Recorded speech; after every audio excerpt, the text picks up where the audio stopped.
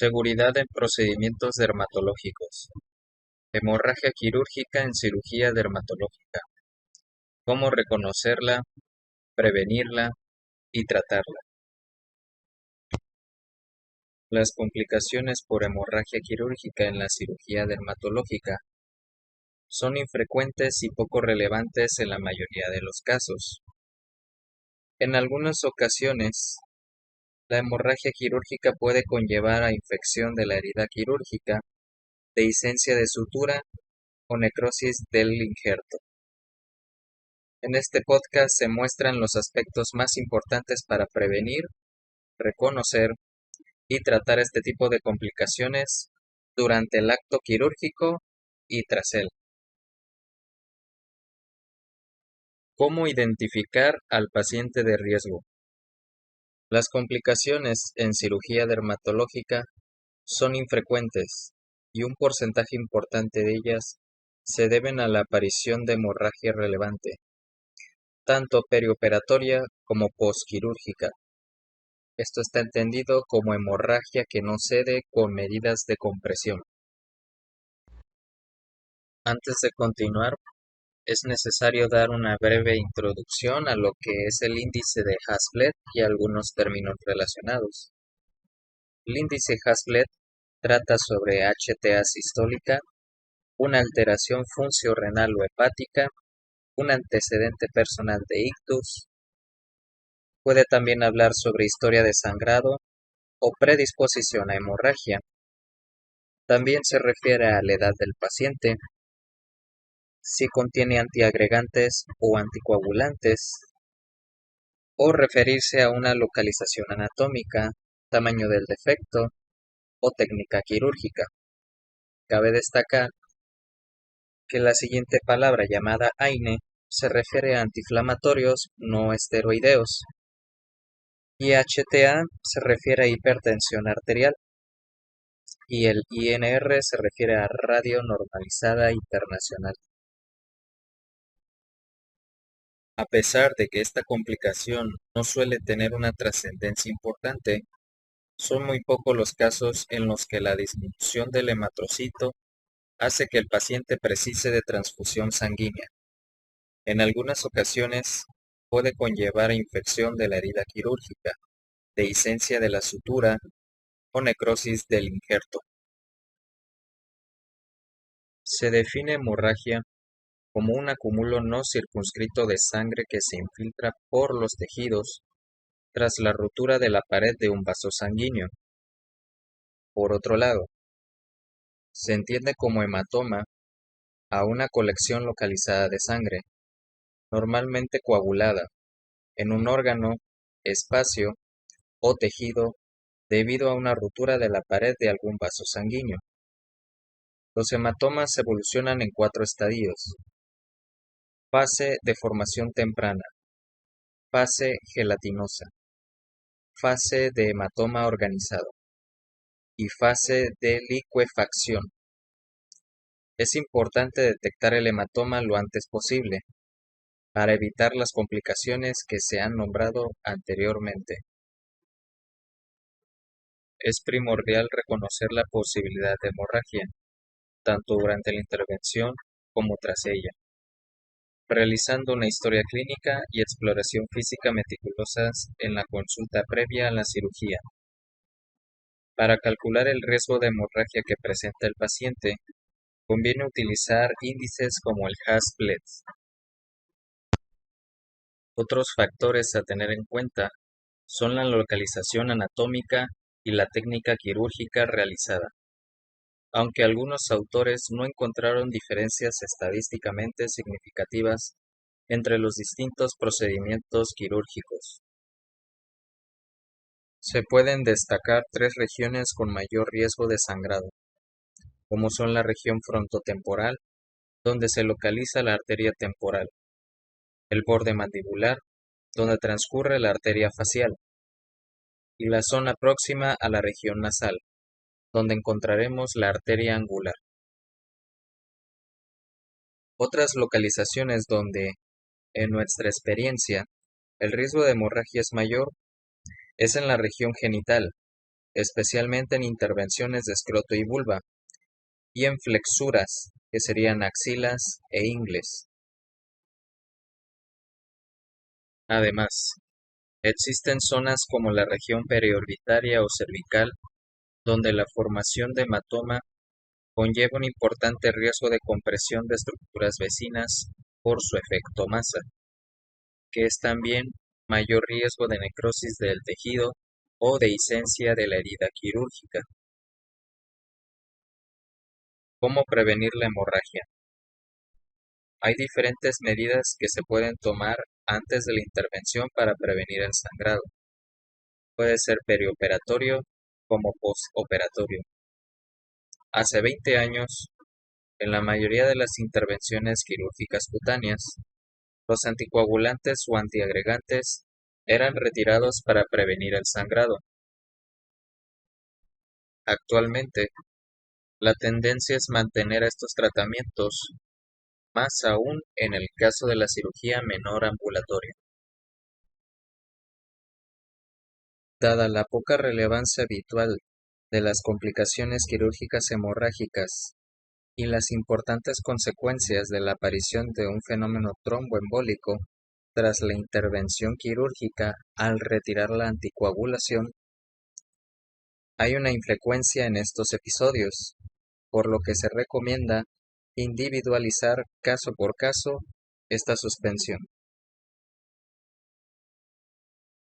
No se ha demostrado que la toma del ácido acetil salicílico conlleve un mayor riesgo de sangrado quirúrgico, por lo que no se recomienda la retirada de la antiagregación. La toma de clopidogrel se asocia a un mayor riesgo de hemorragia frente a pacientes sin anticoagulación ni antiagregación.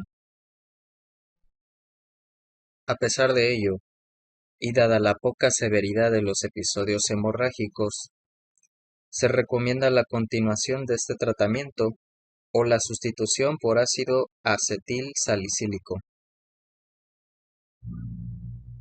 En el caso de pacientes con doble antiagregación, por ejemplo, ácido acetil salicílico más clopidogrel, no hay un claro consenso sobre la actuación a seguir.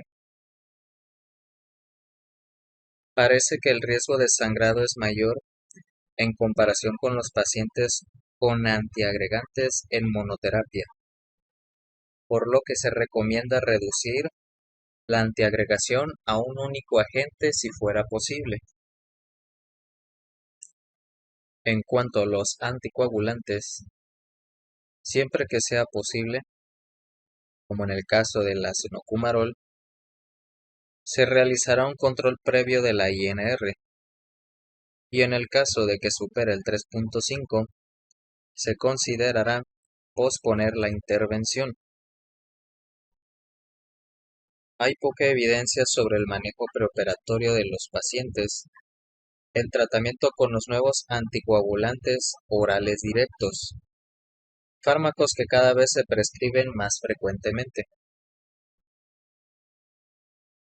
Como se ha mencionado anteriormente, la toma de AINE está muy extendida en la población para el control del dolor y la inflamación. Dado el potencial riesgo de sangrado que provoca este tipo de fármacos, se recomienda la suspensión del medicamento la semana previa a la cirugía hasta 2 días. Es necesario mencionar el manejo del paciente con anticoagulación oral directa. Sus abreviaciones son ACOD en cirugía dermatológica.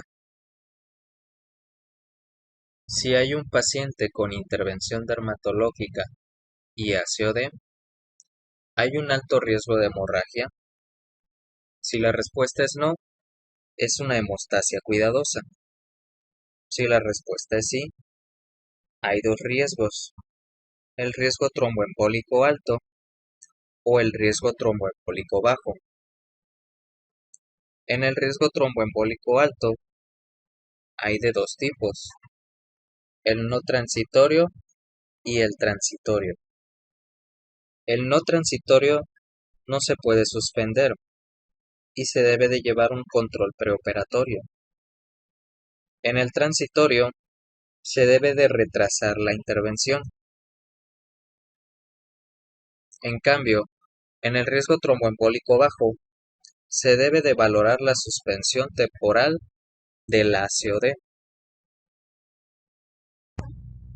A pesar de ello, y dada la poca severidad de los episodios hemorrágicos, se recomienda la continuación de este tratamiento o la sustitución por ácido acetilsalicílico. Después de una intervención quirúrgica, se aconseja manejar el dolor posoperatorio con paracetamol o metamizol. En cuanto a la tensión arterial como factor de riesgo para la aparición de sangrado, es recomendable realizar la intervención siempre y cuando el paciente tenga una presión sistólica menor o igual de 160 milímetros de mercurio, o una presión diastólica menor o igual de 100 milímetros de mercurio.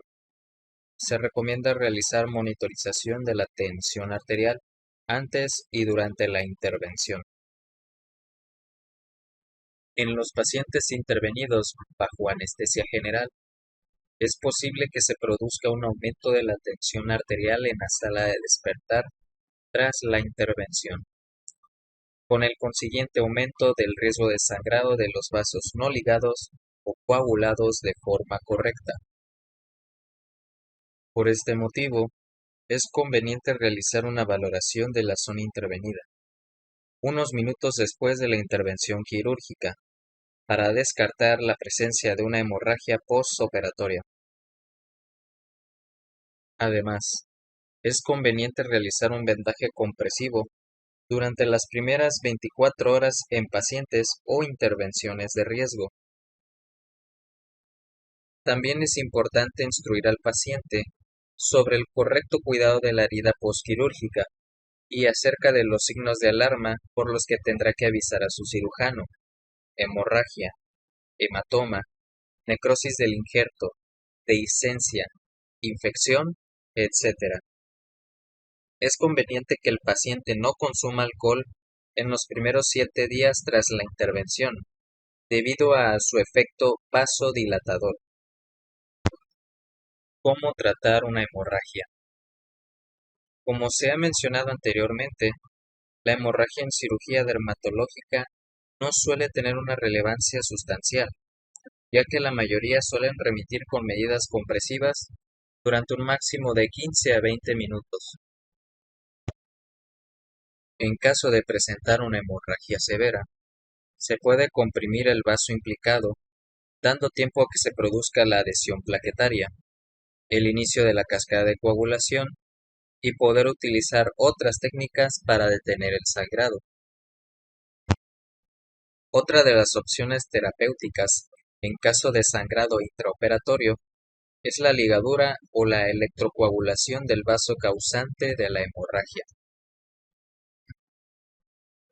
Es importante mencionar métodos de prevención preoperatoria, intraoperatoria y postoperatoria de la hemorragia quirúrgica. Un método de prevención preoperatoria es determinar el riesgo de hemorragia previo a la intervención. Algunos de los métodos de prevención intraoperatoria y postoperatoria son los siguientes: anestesia local con epinefrina, anestesia tumescente, una cuidadosa técnica quirúrgica, aplicar apósito o vendaje compresivo en las primeras 24 horas. Existe una técnica segura, la cual consiste en la introducción de un gran volumen de anestésico y adrenalina diluidos, lo que permite una anestesia suficiente con una reducción del sangrado y una disección más sencilla para el cirujano. En caso de pacientes portadores de marcapasos o desfibrilador automático implantable, se recomienda utilizar un bisturí eléctrico bipolar. En caso de hemorragias más profundas, Se puede producir un sangrado en sábana difuso, que requiera una electrocoagulación más extensa y menos específica. En cuanto a la hemorragia posquirúrgica, en una serie de casos de más de 9.000 pacientes intervenidos, el 7.4% presentaron algún tipo de sangrado postoperatorio y la mayoría, un 87.5%, remitieron con presión o recambio de vendaje. El 12.5% de estas complicaciones requirieron la intervención de un dermatólogo. Un 10% de los sangrados remitieron con la electrocauterización y solamente un 2.2% de las hemorragias se consideraron severas.